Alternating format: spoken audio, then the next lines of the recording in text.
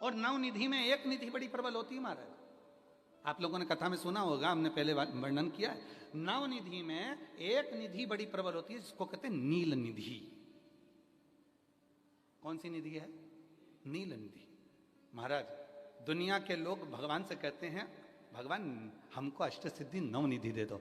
हम कहते हैं कि नवनिधि की जगह अगर आपने केवल नील निधि का मतलब होता है विश्वनाथ जी को, शंकर जी को, भोलेनाथ जी को, शंभुनाथ जी को अगर श्रावण के महीने में सोमवार पड़ जाए, श्रावण के महीने का सोमवार पड़े और श्रावण के महीने के सोमवार के दिन, श्रावण के महीने के सोमवार के दिन अगर नाग पंचमी पड़ जाती है और भगवान शंकर को एक कमल आता है श्वेत, एक कमल आता है नीला गुलाबी सा, हल्का सा नील वर्ण का, एक कमल हल्का सा नीला जैसा गुलाबी सा दिखता है। वो कमल यदि शिव जी को मात्र एक समर्पित कर दिया जाए, सावन के महीने के सोमवार को पड़ने वाली नाग पंचमी के दिन अगर वो नील निधि के नाम से, हे भोले बाबा आपके जीवन की सारी जितनी निधियां हैं वो नील निधि में समाहित है, और उस नील निधि के भाव से मैं ये कमल दल आपको दे रहा हूं और बाबा को समर्पित कर कर वो कमल दल भगवान शंकर के मंदिर से लेकर आ जाओ,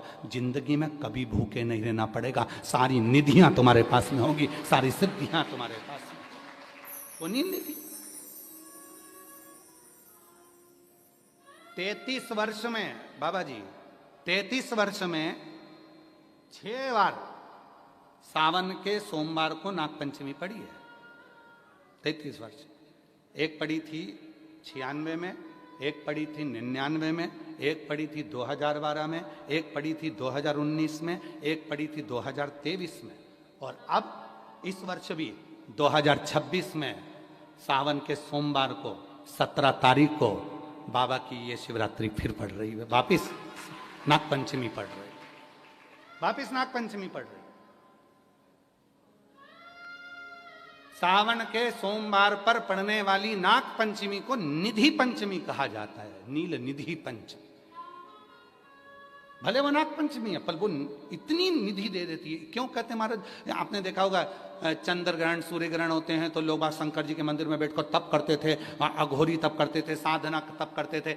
अब ये संसार का मनुष्य कोई अघोरी तो है, संसार का मनुष्य अघोर व्रत तो धारण करता नहीं है। संसार का मनुष्य तो बेचारा घर में डूबा रहता है, परिवार में डूबा रहता है, काम में डूबा रहता है। तो इसको निधि कैसे प्राप्त हो, इसको वो हीरा कैसे मिल जाए, इसको वो फल कैसे मिल जाए? तो उसके लिए स्वयं देवाधिदेव महादेव की कथा कहती है, स्कंद पुराण वर्णन करती है, शिव पुराण वर्णन करती है। सावन के महीने में जब सोमवार पड़े, सोमवार के दिन नाग पंचमी पड़े, नाग पंचमी के दिन जो नील पुष्प भगवान शिव को कमल का समर्पित कर देता है और उसी कमल के पुष्प को नील निधि के रूप में लेकर आ जाता है, उसके पास में कभी जिंदगी में ना अष्ट सिद्धि की कमी होती है, ना नवनिधि की कमी होती है। उसका वैभव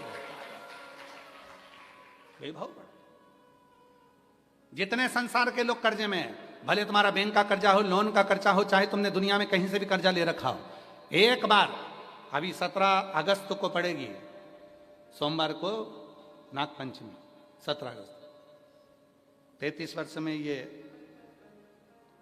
7वीं बार आ रही, बहुत रुक रुक के आती है सोमवार के, बहुत रुक रुक के, और ना जाने फिर अगला योग कब लगेगा। अगर मौका मिला है कर लो।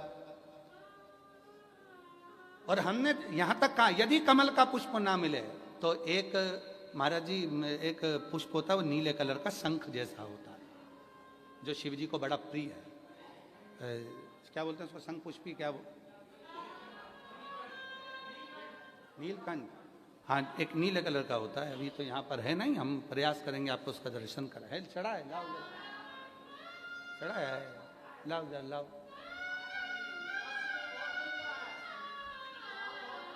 अच्छा यहाँ मिलता है, अच्छा हाँ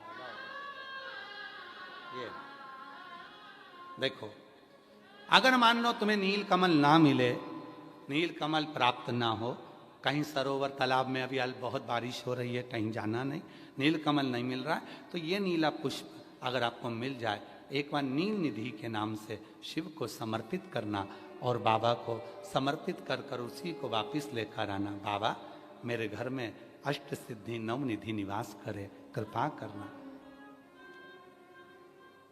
1 साल के अंदर आप सब पत्र में लिखकर भेजोगे कि आपको किसी के दरवाजे पर हाथ फेराने की जरूरत नहीं पड़ेगी, भगवान जो वैभव देगा वो देखते बनेगा। नील निधि,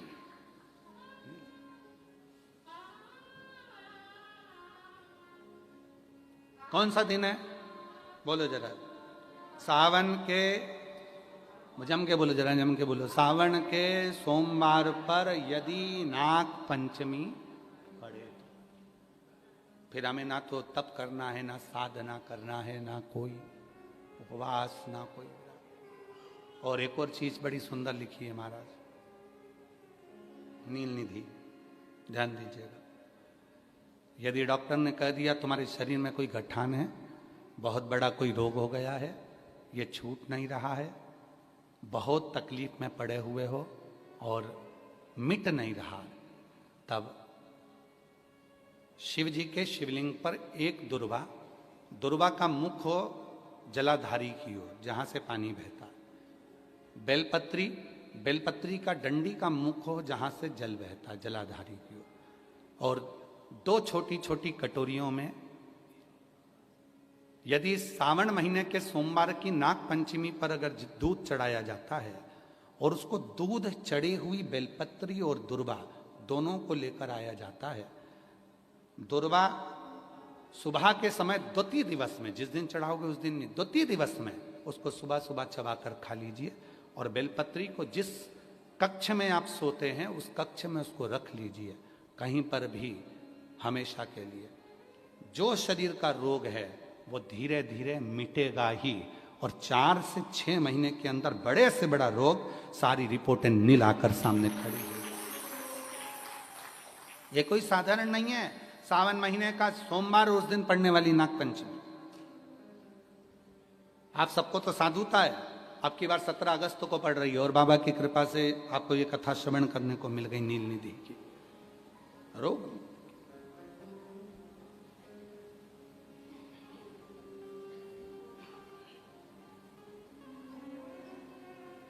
और हे शंभु बाबा मेरे तीनों लोक में तू ही तू, हे शंभु बाबा मेरे भोलेनाथ, तीन लोक में तू ही तू, श्रद्धा सुमन मेरा मन बेलपत्री, जीवन भी अर्पण कर दूं, हे शंभु बाबा मेरे भोलेनाथ, तीनों लोक में तू ही तू। हर जगह पर वही है, कथा वही है, जल भी आप चढ़ा रहे हो, दूध भी आप चढ़ा रहे हो, बेलपत्र भी चढ़ा रहे हो, पर तरीके अलग हैं। बाबा जी कई लोग कहते हैं कि हम तो पहले भी जल चढ़ाते थे, हम तो पहले भी बेलपत्र चढ़ाते थे, आप लोग भी चढ़ाते थे पहले भी जल, पहले भी बेलपत्र चढ़ाते थे, पहले भी पूजन करते थे, तो अब ऐसा क्या होने लगा कि अब लोग जल चढ़ाते हैं, अब लोग बेलपत्र चढ़ाते हैं और उनकी मनोकामना पूरी हो जाती है? हमको तो लग रहा था ऑनलाइन कथा है, पत्र नहीं आएंगे, पर यहां भी लोग पत्र लिया है। मतलब बाबा देता तो है, शिव कृपा तो करता। तो पहले भी लोग जल चढ़ाते थे, पहले भी मंदिर जाते थे, फिर आज के जमाने में ऐसा लोग कहते हैं सियोर वाले बाबा ने, पंडित प्रदीप मिश्रा जी ने ऐसा क्या कर दिया जो दुनिया के लोगों के काम होने लगे। हुआ कुछ नहीं। डॉक्टर पहले तुम क्या करते थे, मेडिकल से दवाई लाते थे, डायरेक्ट खा लेते थे, डॉक्टर के पास नहीं जाते थे पैसा बचाने के चक्कर।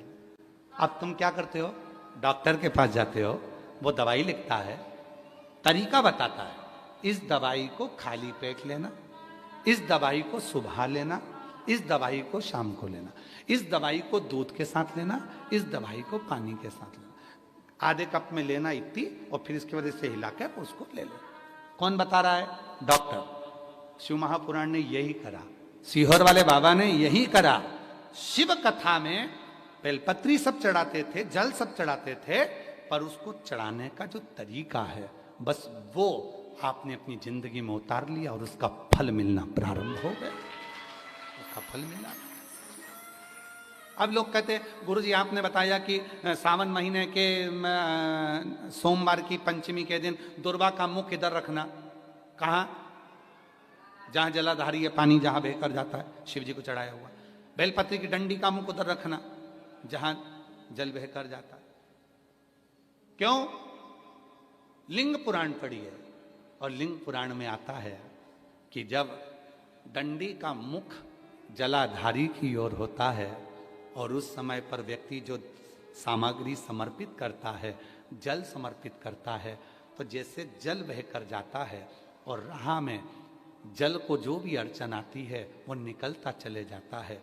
शिव जी के चढ़े हुए जल को जो मार्ग मिलता है, अगर डंडी का मुख जलाधारी की ओर कर कर हम जब जल या दूध चढ़ाते हैं तो हमारी जिंदगी के भी सारे रोग और दुख समाप्त होना प्रारंभ हो जाए। तरीके 33 वर्ष में 6 बार आई है सावन के सोमवार को नागपंचमी। पहली आई 96 में, दूसरी आई 99 में, तीसरी आई 12 में, 2012 में, फिर आई 2019 में, फिर आई 2023 में, और बाबा की कृपा से अब आई 2026 में। 17 अगस्त को पड़ेगी सावन के महीने में जो सोमवार है, उस दिन नागपंचमी। उस दिन नील निधि का प्रयोग करिए। आप कितने भी, हम तो यहां तक कहेंगे जितने ठेले चलाने वाले, जितने भी हैं जो कहीं ना कहीं किसी ना किसी रूप में कर्ज में डूबे, परेशान हैं, दुकान नहीं चल रही, व्यापार नहीं चल रहा, परेशानी हो गई, कोई ने जमीन पर कब्जा कर लिया, कोई ने कुछ कर लिया, कोई ने कुछ कर लिया, जितने हैं सब करो। और एक नील पुष्प, नील कमल के भाव से, नीला कमल मिल जाए तो ठीक है, नहीं मिले तो नील पुष्प जो अभी अल दर्शन कराया, बाबा जी बोले काशी में तो ये बहुत ज्यादा मात्रा में मिलता है और लोग शिव जी को समर्पित कर, उस नील पुष्प समर्पित।